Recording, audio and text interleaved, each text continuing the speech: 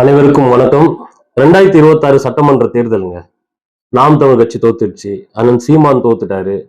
அவங்க ஓட்டு சதவீதம் வந்து வாக்கு சதவீதம் வந்து குறைஞ்சிருச்சு. மக்கள் அவங்க புறக்கணிச்சிட்டாங்க.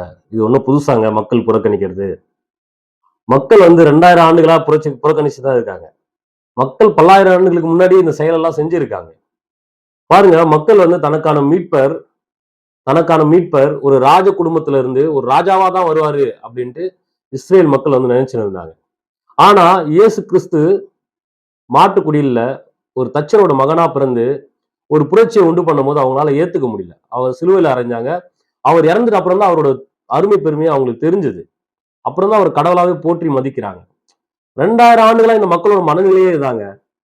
ஒரு மாற்றத்தை உண்டு பண்ணணும், திமுக அதிமுக இருந்து ஒரு மாற்றத்தை உண்டு பண்ணணும் அப்படின்னு சொல்லி பல ஆண்டுகளா களத்துல நின்று எல்லா போராட்டத்திலையும் கலந்து திமுக என்னென்ன துரோகம் செஞ்சிருக்கு, அதிமுக என்னென்ன துரோகம் செஞ்சிருக்கு, இந்த திராவிடம் என்ன பண்ணிருக்கு, ஒன்றிய இந்திய அரசு என்ன பண்ணிருக்கு அப்படின்ட்டு மக்களுக்கு புரிய வச்சு அவங்களை அதுல இருந்து வெளியில கொண்டு வந்து நிறுத்தும் போது அந்த நிறுத்துறவரை வந்து இவங்க சீமான் தானே, அவரு தானே அப்படின்ட்டு பார்த்துட்டு இதை பயன்படுத்தி கொண்டு வந்த விஜய் அப்பா எவ்வளவு பெரிய நடிகர் அப்படின்ட்டு தாங்கிட்ட அவ்வளவு சொத்தை சம்பாரிச்சுட்டு இங்க வந்து பதவிக்காக ஆட்சி அதிகாரத்துக்காக வந்த விஜய் வந்து பெரிய ஒரு ஆளு.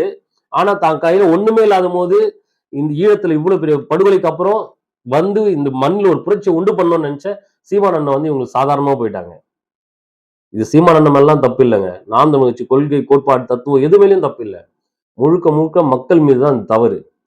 யார் நமக்கு உணர்த்துறானோ அவனை விட்டு ஒரு ரசிகர் மனப்பான்மை இல்ல, ஒரு நடிகர் நமக்கான ஒரு மாற்றத்தை கொண்டு வர, நம்மை மீட்கிறவர், நமக்கு புரட்சியை உண்டு பண்றவரு, மிகப்பெரிய ஒரு பிரபலமான ஒருத்தரா தான் இருப்பாரு அப்படின்னு நம்பின இந்த மக்களோட தவறுங்க இது.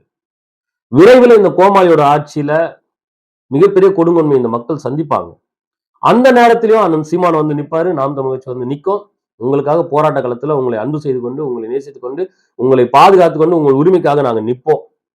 நம்ம காதலிக்கிற பொண்ணு நம்ம காதலினாலும் அந்த பொண்ணுக்காக நாம உயிரையே கொடுத்து அங்க நிற்போம். அது போலதான் மக்கள். எப்பவுமே மக்கள் வந்து அவ்வளவு சீக்கிரம் புரட்சியாளர்களை, மாற்றத்தை உண்டு பண்றவங்களை ஏத்துக்க மாட்டாங்க. இந்த மாதிரி திரை பிம்பம் இருக்கிறவங்கள, மிகப்பெரிய திரை கவர்ச்சி இருக்கிறவங்கள, இல்ல ஒரு புகழ் வெளிச்சம் இருக்கிறவங்கள ஏத்துப்பாங்க. கூடிய சீக்கிரம் தெரியும் அவங்கள ஒரு காணல் நீருன்ட்டு. இப்போ ரொம்ப தூரத்துல இருந்து பார்க்கும் போது காணல் நீர் போல தெரியும் அந்த வெயிலுக்கு. கிட்ட போக தான் தெரியும் அது ஒண்ணுமே இல்லை அப்படின்ட்டு. அதே போல்தான் ஐயா நடிகர் விஜயோட இந்த தேர்தல் வெற்றியே இருக்கும். அவரோட ஆட்சி அமைச்சா அவரோட ஆட்சி அப்படிதான் இருக்கும். மக்கள் விரைவில் தெரிஞ்சுப்பாங்க. தெரிஞ்சு நம்மளை தேட ஆரம்பிப்பாங்க. அப்போ நாம செய்ய வேண்டிய ஒரே விஷயம், மக்களை படிக்கணும், மக்களை படிக்க துவங்கணும், அவங்கள புரட்சிக்கு தயார் செய்யணும். அவங்களுக்கு விஜய் வச்சு நம்ம திரும்ப பாடம் எடுக்க வேண்டிய, இது வரைக்கும் திமுக அதிமுக வச்சு பாடம் எடுத்தோம். ஜெயலலிதா, கருணாநிதி, பெரியாரு, ஸ்டாலின், எடப்பாடி இவங்களை வச்சு ஒரு பாடம் எடுத்தோம். இப்போ ஒரு திரை கவர்ச்சியில இருந்து மக்களை மீட்க வேண்டிய ஒரு நிலைமையில நாம இருக்கோம். அடுத்தது அதை நம்ம செய்ய போறோம். காலம் மக்கள் நம்ம புறக்கணிக்கிறாங்கன்னு விட்டுருங்க. ஆனா காலம் நம்மை தயார் செய்து கொண்டிருக்கிறது அடுத்த மிகப்பெரிய மாற்றத்திற்காக, புரட்சிக்காக. மீண்டும் தொடர்வோம். போராட்ட களத்தில் சந்திப்போம்.